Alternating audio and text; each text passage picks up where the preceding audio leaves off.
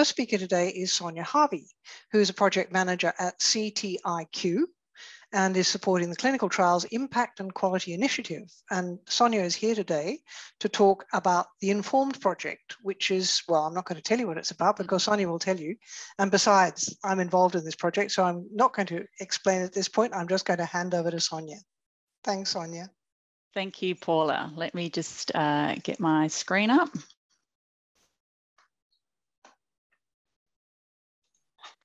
Okay, hang on, get slide mode.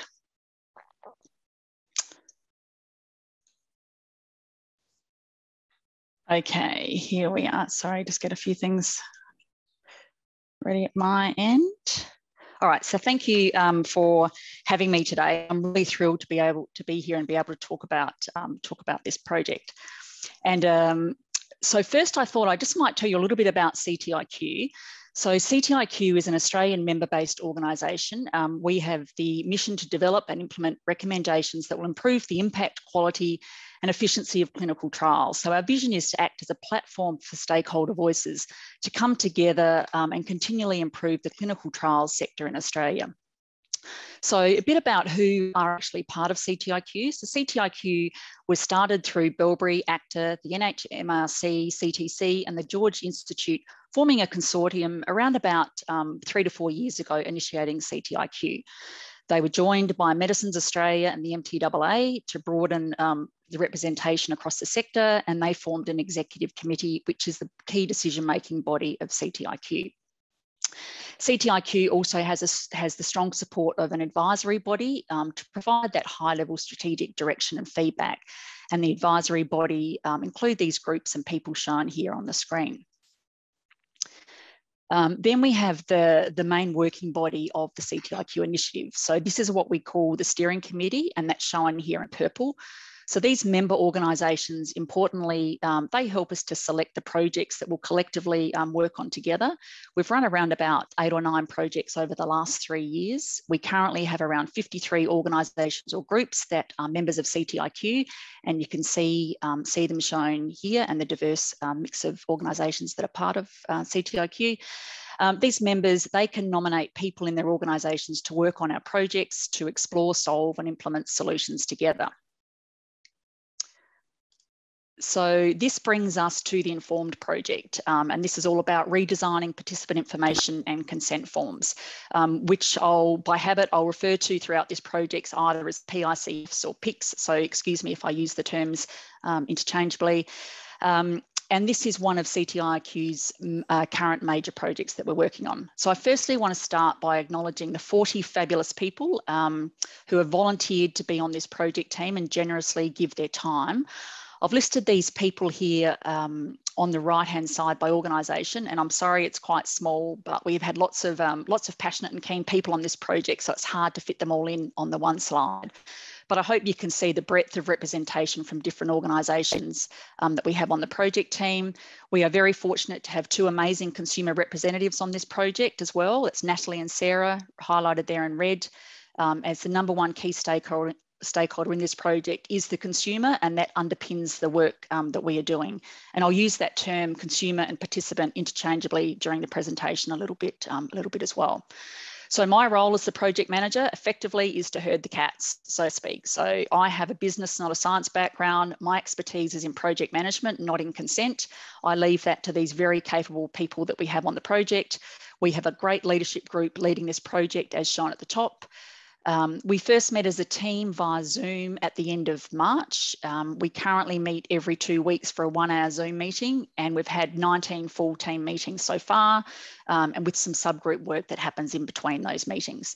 So I just want to pause, I guess, and publicly acknowledge the time and effort that these people are putting in, volunteering their time and developing something for the whole sector to use. And this wouldn't happen without the commitment to the cause that these people have. So we're very grateful for their involvement.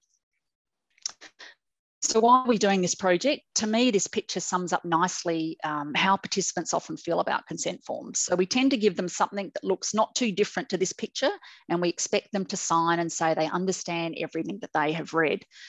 So current templates, they produce complex, long, often 20 or 30 pages documents and generally they're difficult to understand.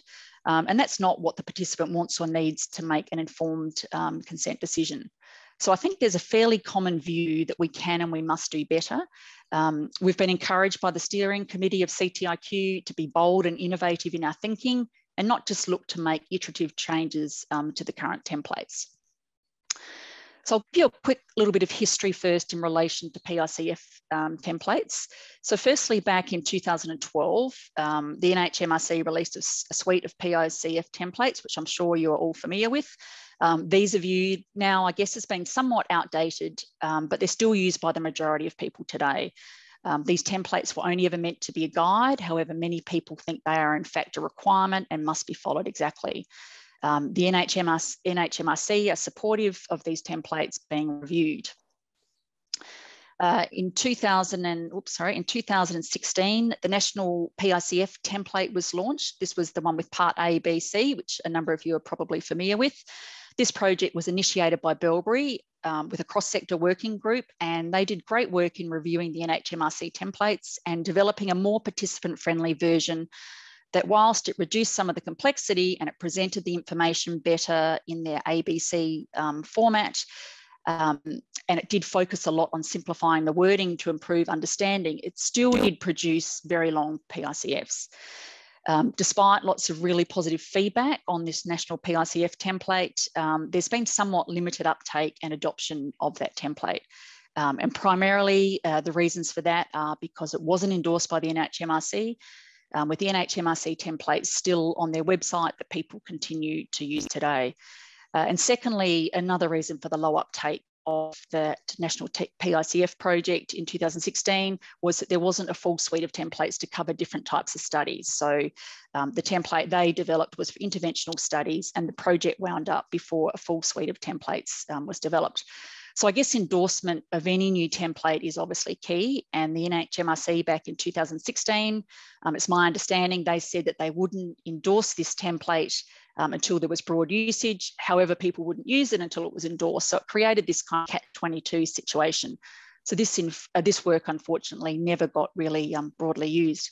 So we've had discussions with the NHMRC, and this time they have said they will instead require us to demonstrate sector-wide statements of intent from people that they support our new template and would use the new template rather than having to show actual usage of it. So that's a positive step forward for us undertaking this project.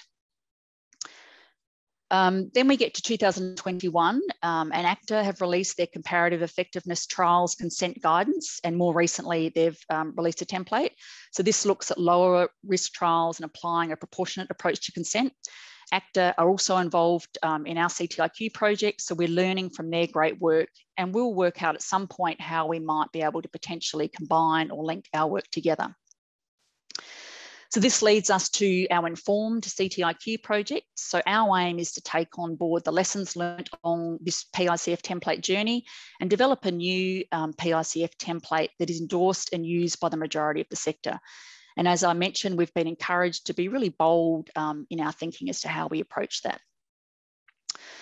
So our project goal is that the sector uses our new nationally consistent, simplified, more respectful PIC template for the written communication of participant information to enable a participant to make an informed consent decision. So success for our project is not just the development of the template, but it's widespread usage of that template. To achieve this goal, our objectives or deliverables are, so firstly, we have to deliver or develop the actual simplified template, and we're well underway in doing this at the moment, and I'll talk about that shortly. We must be able to demonstrate an intention to adopt the new template from the majority of the sector in order to seek that NHMRC endorsement that I just mentioned. And this is key to the project's success, and probably getting support from across the sector is going to be the hardest part. So engaging people like yourselves in what we are doing along the journey and getting feedback is really important. And we absolutely see HRECs as a key stakeholder in this process. And then the last point, we actually need to get that endorsement and have our templates. Our aim is to have them replacing the existing templates on the NHMRC website. As feedback tells us that if it's not endorsed, people won't use them, and that's a lesson that we learned from that national PICF project a few years ago. This is a really big project, so being clear on scope is important. This is quite a busy slide, but it's worth running through it quickly, as narrowing the scope was something we really needed to consider when we started this project. So in the first row, in scope, you'll see the PICF as part of the consent process. However, we're not reviewing the whole process. We're looking at the consent form. In the second row, in scope, we're focused on developing the written content for the new template. So out of scope is the mode of delivery. So we recognise that some people will prefer to continue with paper consent forms. Some people may already be using a particular e-consent platform, and we'll provide the content that people can use in whatever mode of delivery that they determine. So we're focusing on that, on the written content. In the third row, in scope, we want to develop a template. We're ideally, aspirationally aiming for one master template. We're not sure if we can achieve that, that can be used for most types of research studies. We had originally said all types of studies, but we're now currently redefining what most actually means. And then in the last row, this is not an e-consent project, but it can certainly feed into work happening in that space. We will, project funding permitting, explore how we can use technology to enhance or simplify the written PIC template, so make it easier for people to use. In a perfect world, conceptually, we would develop some type of a portal that a user would log into, and by selecting some key information up front, it would display only the information relevant to their type of study and would be really intuitive and easy to use, which would obviously help with adoption. But funding will be a determinant of how far we go with technology. So at the moment, as I said, we're just focusing on the written content. So what have we learnt so far? We've conducted a literature search internationally, and here are some of the key things that we found. So the literature really is quite critical of consent forms. They're written in ways that, firstly, they obscure important details. For example, you may have to go to page 23 to find a key bit of information. They reduce understanding and recall, and they've grown in size over time and have really become a risk mitigation tool. So everyone's trying to cover themselves rather than focusing on the core needs of the participant. The literature strongly supports our view that consent forms are too long, too complex, and many participants sign without understanding content. Studies have shown that they continue to get longer and even more complex as time goes on.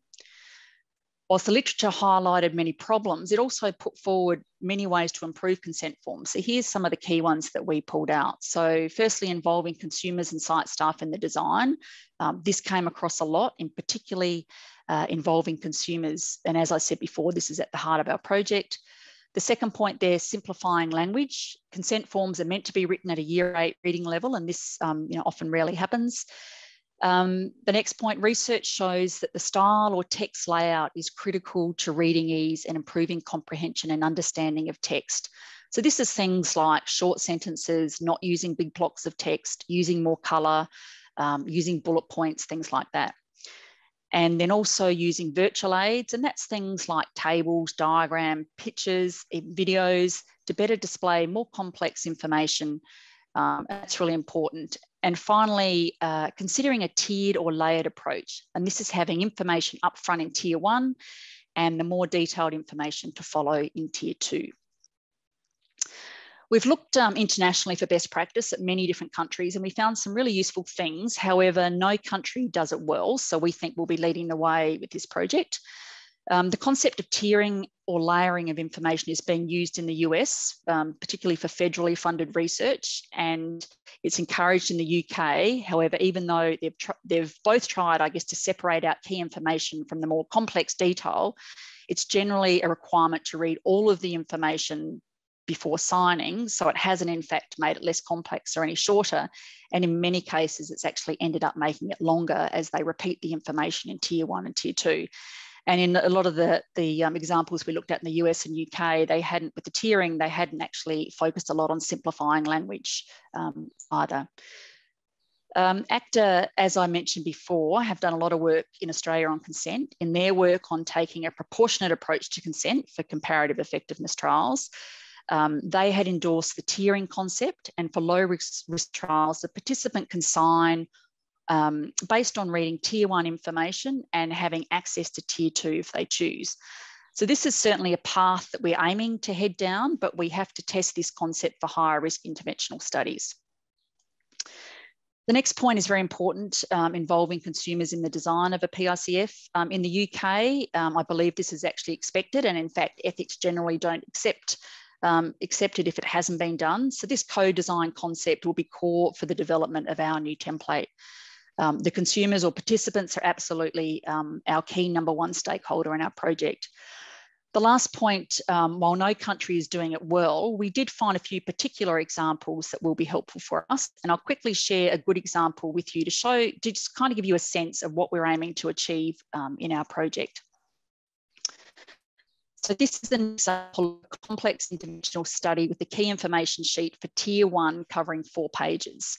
So this shows the first 2 pages here, and it nicely demonstrates some of the points that we found in the literature around formatting and improving the layout and how they can have a big effect on comprehension and understanding. So for example, not using big blocks of text, using white space, using headings, using color, using bullet points, using tables, images, icons, not using medical jargon, making sure it's written in simple language. And I heard the earlier presentation about aphasia and their work in developing aphasia-friendly PICFs, and it was great to hear that they've considered all of these things as well in terms of layout and design and formatting, which is really great to see. In the red circle at the top left, you'll see this says this is key information to help you decide. And in the circle at the bottom right, you will see how it refers to seeing more information or more detailed information in the next tier or layer of information. Here are the other 2 pages of this 4-page example, again showing a better layout using tables and diagrams and the other layout and formatting features that I just talked about. And I guess as a participant to a complex study, is it not more inviting to receive something like this as the first thing you see with more detailed information available if it is important for you to have that next level of detail rather than being given a 25-page form and having to wade through it to try and find the key information? So this example, and it's only an example, just gives you a sense of the pathway that we're heading in our project. So we've spent a lot of time doing background research when we started this project. We looked at the literature, best practice, and also what the regulations say. We've started building our Tier 1 new template, and this is how we started, with a blank sheet of paper. So we don't want the baggage of the existing NHMRC template and trying to shorten and simplify that. And that's what the National PICF project tried to do, and they found that very hard to do. We've started building it from the bottom up. So that's putting in what we think needs to go in there with the focus on what the participant wants and needs to know, rather than trying to take things out of the existing templates. So we want to make PICFs better communication tools, easier for all stakeholders, and with a focus on less complex and more understandable content. So how are we going to do that? So we will involve consumers and other stakeholders in the design. So it's all about co-design. That includes sponsors, CROs, researchers, site staff, HRECs and others. All stakeholder groups we know will have different perspectives that we need to consider. We've got a great representation from these groups on our project team and good networks into these stakeholder groups. And we've recently conducted surveys of stakeholders to help inform the development of our template. The key principles that we are building into Tier 1, important information goes in Tier 1. So that is what's important for the participant, and we point people to where they find more information. We simplify the language. We are literally discussing and debating every word that makes it into Tier 1, and Paula is a member of that subgroup, and I'm sure she'll attest to later that the amount of detail and diligence, focused discussion and debate that happens about every single word that we're putting into Tier 1. We're making sure it's written at that Year 8 level. We're aiming for no more than 4 pages for the output from Tier 1. That's our aspiration, but that's our, our aspiration, and we're hopeful that we can achieve that. And we are improving how the information is presented. So bullet points, icons, images, and diagrams we're looking at. We haven't yet started to look at Tier 2 in any detail, but here are some of the principles that we think we will work to, and these may change. Tier 2 is for supplementary information, and it's about information that complements Tier 1. So it provides more detail where more detail is required. And it's also recognising that people have different requirements for the level of information that they require. And that was really clear in the literature. Tier 2 is not about copying large amounts of information from the protocol. Tier 2 is where we see a lot of the compliance information sitting, you know, for example, more details around privacy, data, or compensation, things like that. Tier 2 would have more details also about the risks. Tier 2 is not to be repetitive and restating just what's in Tier 1, and we don't want to see a 20-page Tier 2 either. We still want the focus to be kept on keeping it shorter, simple language, written in a way that people can understand, so those principles still apply. Ideally, we want people to be able to sign based on reading Tier 1 only, with Tier 2 information available if they choose to access that more detailed information. As I said before, we don't know yet whether this is possible or possible for all types of studies, but it's something that we absolutely will explore.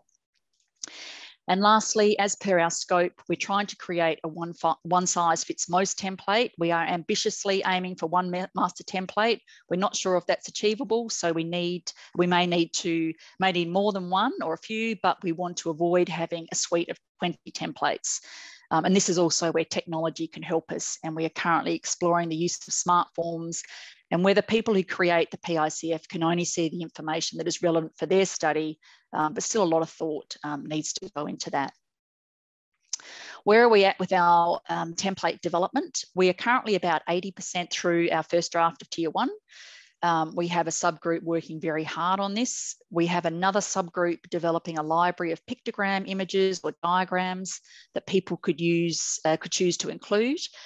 Things like trial design, randomisation, study visit schedules. People don't have to use them, but we will provide some examples that they can consider using, or it will prompt them to create diagrams specifically relevant to their study. Another subgroup is looking at what existing resources are out there that we can add to a resource library. For example, there's some really great videos on things like what is a clinical trial, what is randomisation, etc., that for certain studies might be worth including if a participant wants more information, and give people the option of watching a video or reading text, recognising again that people absorb information in different ways. So it's not in the scope of our project to develop new resources, but we're certainly searching for what resources currently exist that might be helpful. So what's next? We've only started conceptually thinking about Tier 2, so that work starts in earnest next year. Technology, as I mentioned, is something we want to consider. And as I think I've said, this is not about e-consent, but how we can make the template easier for people who are compiling the PICF to complete. We're considering things like smart forms, collapsible forms, hover helps, but we're only in the very early days, so watch this space on that one. You know, we'd need to seek some funding if we were to make any significant technology investment like the portal idea that I mentioned before. So once we have a draft of our templates, so Tier 1 and Tier 2, we want to test it and get feedback. So we're planning on doing this via demonstration projects, getting feedback from real consumers and real studies, as well as other stakeholders in the process, so sponsors, HREC, site staff, and people who have those important consent conversations with potential participants. So I guess you're all keen to know when the template will be ready. We know there is a need for it now, but hopefully you appreciate the time it is going to take to develop it properly. As I mentioned at the start, our project team is made up of volunteers, so people like each of you who generously contribute to the project on top of all their other commitments, plus I manage the project in a 3-day-a-week capacity, so we're working as fast as we can on this. A quick recap on what we've done so far on the timeline. So in the blue there, you'll see the background research on the literature and best practice that I've talked about. We also had a subgroup look into the regulations, that is, you know, the national statement, GCP, Declaration of Helsinki. The next blue section is our surveys. We developed surveys for key stakeholder groups, including consumers. These went through ethics approval and they were live in October and November. They closed about a week ago. It'll take us a few months to complete the analysis and produce a report, which we aim to have out towards the end of 1Q and make that publicly available. We had 180 responses to our consumer survey, and we had over 850 responses to our surveys sent to the other stakeholder groups. So that's sponsors, CROs, researchers, sites, HRECs, and governance people. So for those here today that responded to our surveys, thank you very much. As we work through the analysis, we'll ensure we incorporate any learnings into our project. And I must say, we ended up with thousands of free text comments and some really rich qualitative data that we need to work through. Sonia, you're out of time, sorry. Okay. All right. I'll very quickly, 2 minutes, Paula. So our template development in the orange, we're 80% through tier 1. Now we're working on tier 2. We hope to have that developed by the middle of next year. I'll just quickly go through. We now to the grey in 3Q, we'll have our demonstration projects next year. We're also hoping the early adopters can test and try the template. We'll do an review and evaluation piece early in 2023. I guess the key message here is that, hang on, I'll just go, sorry, I'll just jump through really quickly. Then we go to getting that support. So letters of support across the sector that I spoke about earlier and seeking that informal endorsement with the NHMRC. So the key message is that for early adopters that are happy to give it a go before endorsement, we aim to have something ready in 4Q next year. For those that need formal endorsement, it will most likely be the year after that. And then we know there's a training and education process that goes. And my very last slide, 2 last slides, Paula.